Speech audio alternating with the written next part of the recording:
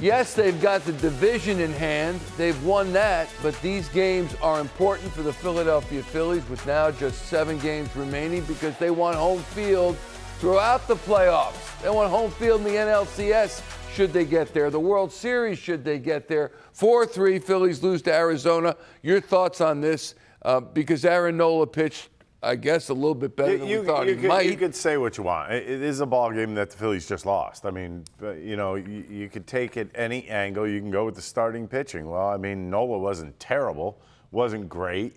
But the one thing about Aaron Nola, it's just that one bad pitch or that one bad inning. It's always something that you're kind of waiting to happen this year for him, and it's just not going well. I mean, it's not going well for him. Things are not looking up in his direction. As a matter of fact, you look at that great start he had against the Mets, that's all erased now.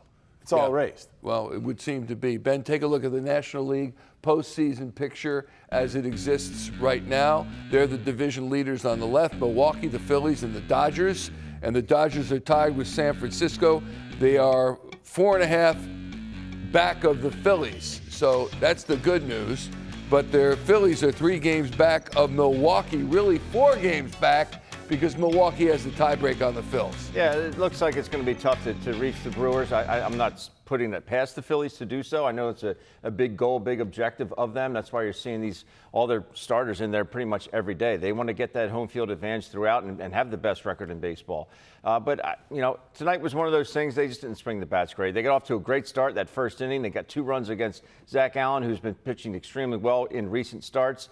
They go up 2-0. You're thinking, okay, all right, we can get going. But he really settled in and threw the ball outstanding. His fastball command tonight was unbelievable, and the Phillies just couldn't really do anything after that first inning. But they got the runs, at least initially, as you said, Ben, and let's take it to the 6th inning.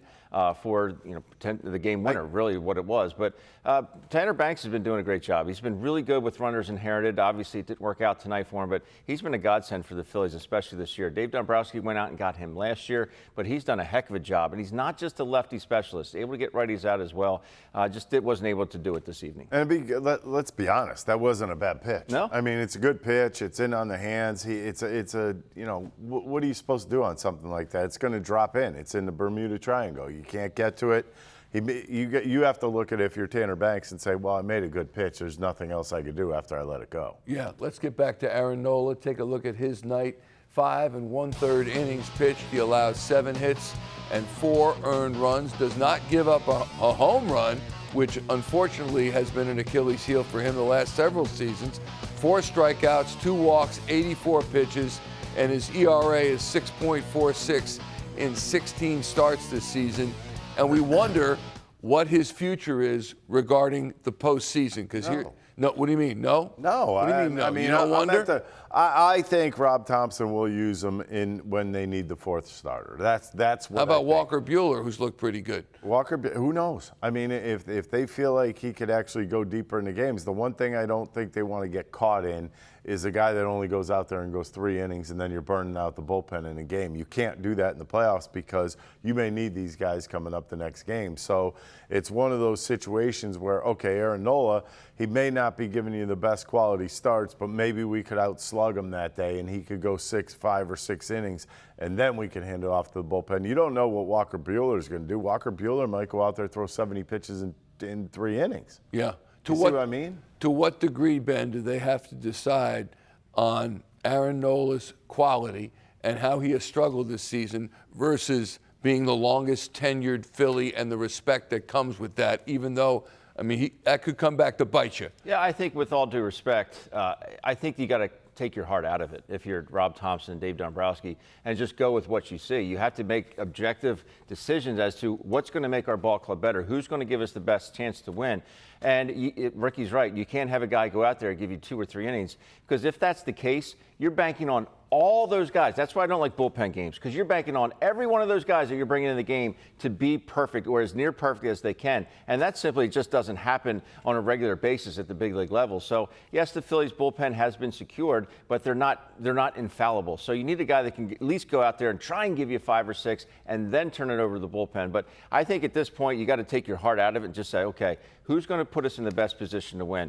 I know Aaron Nola is the longest tenured Philly. He just hasn't had a great year. I would love to send Aaron Nola out there. I'd love to, because he's got the heartbeat for it. He's got the stuff for it. Right now, unfortunately, he just doesn't have that command for it. Nor has he had it. And you think, based on what you're saying, Ben, and what Ricky said, that does not bode well for his inclusion in the postseason. No, it doesn't. I mean, when you think about things, you think about he had 10 swings and misses today in 5 1/3 innings. That's not very good. No. It's a low total, number one. Number two, 9 of the 10 were on his knuckle curveball. How many of those pitches do you think were thrown in the zone? Seriously, out of those 9, probably 2? Mm-hmm. Okay. So there were probably 7 pitches that were thrown out of the zone that he's getting swings and misses on. That means when he's within the zone, he's very hittable.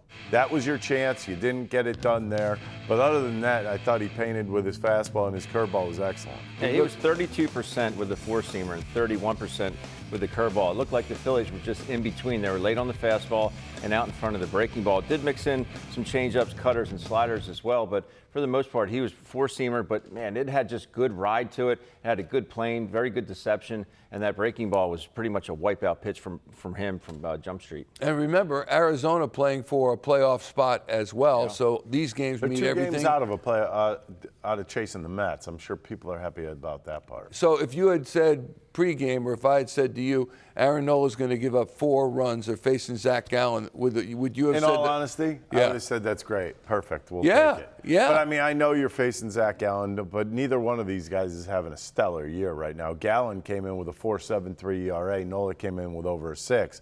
So it was one of those things you're thinking to yourself, well, if you give up 4 runs, you're giving your team a chance. They lost 4-3. I mean, that's giving your team a chance. That 6th inning was the crusher, unfortunately. Here's Rob Thomson in the manager's office in Phoenix. That was pretty good, encouraging. I thought his fastball command was good. 93, 94. Landed his curveball early in counts and behind in counts, so that was a good sign. Yeah, 65% strikes, got some whiffs. It was good. Do you see him getting better and better, Rob? I do. I mean, today was really encouraging to me. Yeah, just because his fastball command velocity was up and he held it for the game. So good. Ace has kind of been your guy, right, in that spot throughout the year, and he's done well with it. Why do you think he's been as good as he has there? And, he gives up a blue hit tonight. Yeah, Scores, but what do you think makes him good at that role? I think he's really got a lot of confidence right now, and he's throwing strikes. The cutter has really been a real good pitch for him, and then he goes to that bigger slider. He's getting righties out, he's getting lefties out. But I think the biggest thing is he's got a lot of confidence. Does that part of the game become even more important in the playoffs because starters tend to not go 6, 7? Sure, yeah. To be able to win in dirty innings and get out of it is really critical. Are you trying to figure with Nola in these last, I guess because he got one more start, are you trying to figure out how far you could push him? Is that part of it? I mean, because I've heard managers say before, we took him out after 5, we want to get him out a good part of the game, he feels good about himself, Yeah. he goes out on a high note, that type of thing. Is there any part of that or no? Well, and I'm not sure if there's some fatigue setting in, just because he hasn't had a full season. Sometimes that's good, but really, with the amount of starts he's had, he's still kind of building back. So I don't know whether there's some fatigue setting in, but I liked where he was at today. And then the Bohm double / error in the first, I mean, what did you make of that play? It kind of landed. Tough play. Tough play. Stott had to go a long way for it. It's kind of in that triangle. Stott was playing up the middle, and Marsh was a long ways away. So it would have been a tough play to make. But if he makes that play, we don't give up a run on first.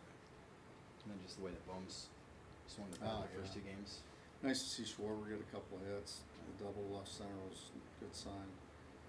Bohm swinging the bat well. Stott had a couple of base hits. Great at bat in the 9th. So yeah, there's a lot of good things today.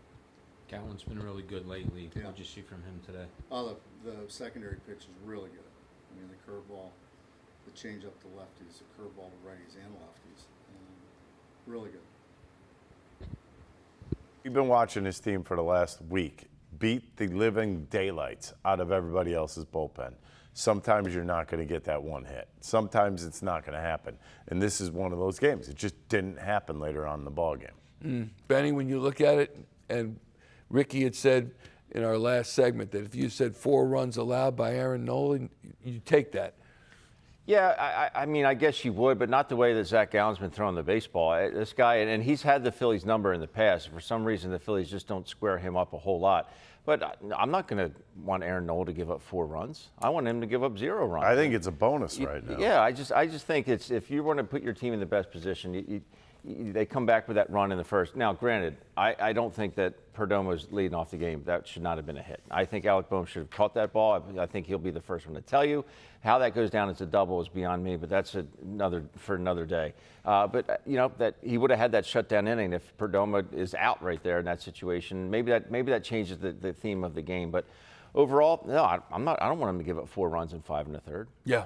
Here's the other thing. Before the game, we talked about Bryce Harper being really good against Zac Gallen, 5 for 10. Yeah. Kyle Schwarber had 3 home runs. But his approach, none of that happened tonight. But the strange part was Bryce Harper's approach tonight was, I'm going up hacking.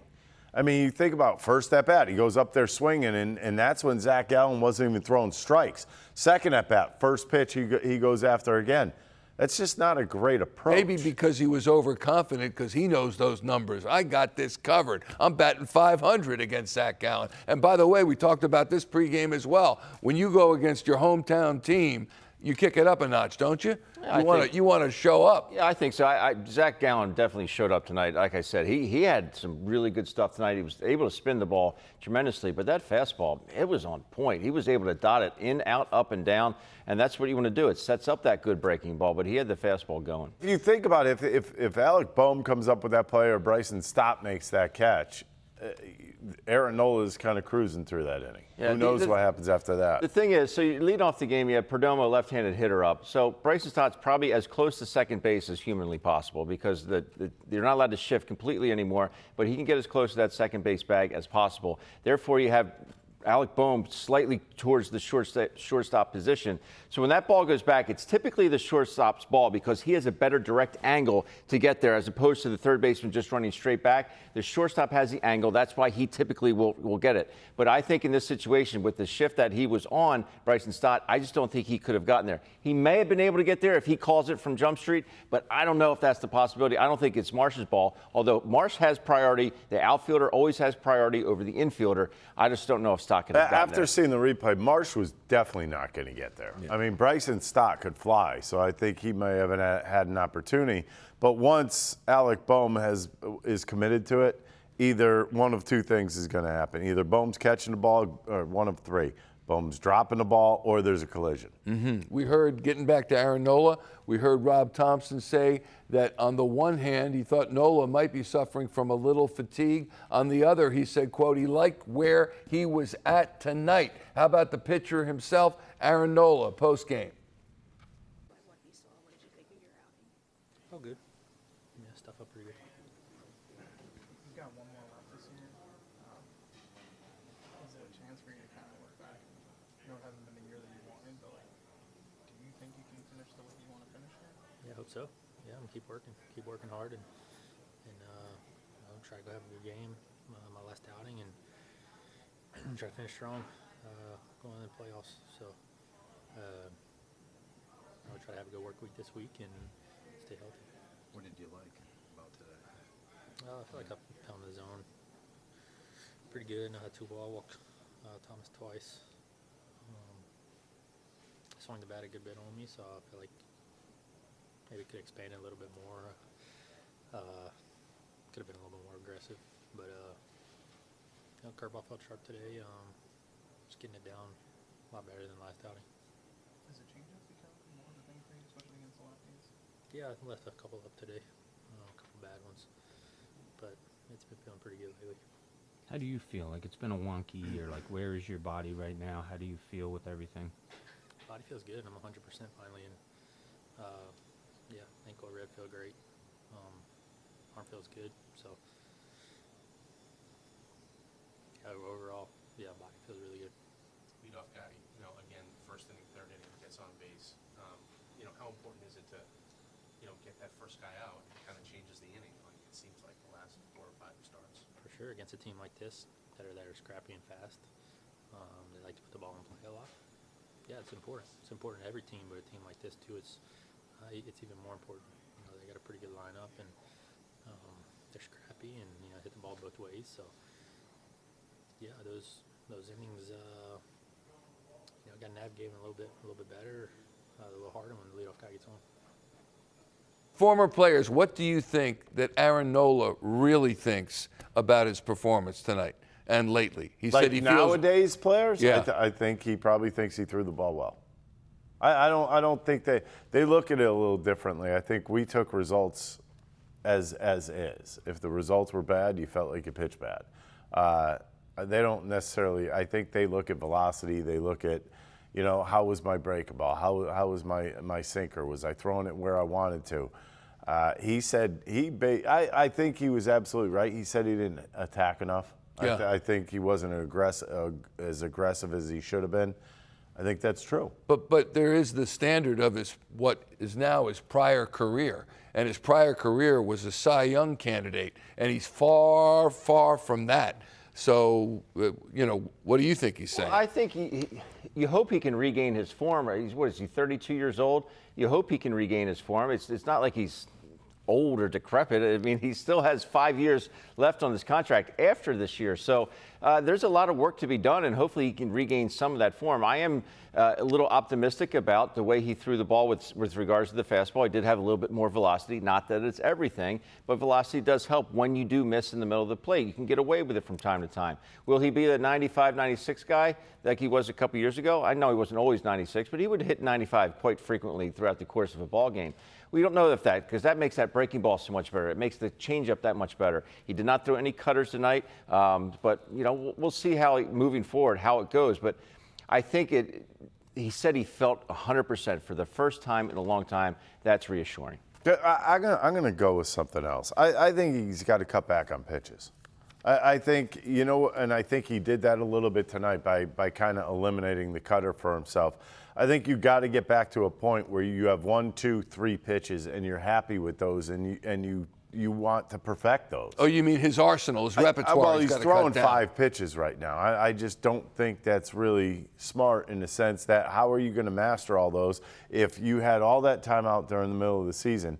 I think you go back to your sinker, your four-seamer, and your curveball along with your changeup. Yeah. Just sit with those 4 and go with that for now. Forget about the cutter. And if you master your mind, master your world. That's Who pitching. said that? It's pitching with a purpose. Nick Oh, Pivetta yes. with a long neck sweater. Harrison Bader, the Phillies' current leadoff man, pregame show. He was 0 for 4 tonight with a walk. Batting average is at .284. Here's the road ahead for the Fightin' Phils. 7 games remaining, 1 more at Arizona. Tomorrow, we open at 3:30, and then off day Monday, Miami comes in, and then the Twins, and that's the end of the regular season. And hopefully, they got the bye all the way through. Ranger Suarez, Eduardo Rodriguez, you'll recall, May the 4th, an 11-9 loss, Ricky Bo. 11-9, Ranger made his debut. Ranger had a bad day that day. I don't think he was ready. He went in there, got beat up, and then what happened? Then he went on a roll. Yeah. The Ranger was a rolling. It was a Ranger roll. Went on a Ranger roll. It's an official name. All right. Is that a sushi roll? No, it's a Philadelphia roll. That's what it could be. That's what it could be. For Ben, for Ricky, I'm Michael. We'll see you tomorrow at 3:30. Good night, everybody. Thanks for watching.